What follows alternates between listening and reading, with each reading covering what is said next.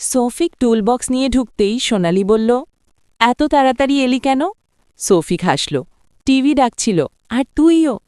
টিভির পেছনে ঝুঁকতেই সোনালি বলল, এভাবে ঝুঁকলে দেখা যায়। সৌফিক বলল, তাই তো ঝুঁকি, কে দেখে বুঝি।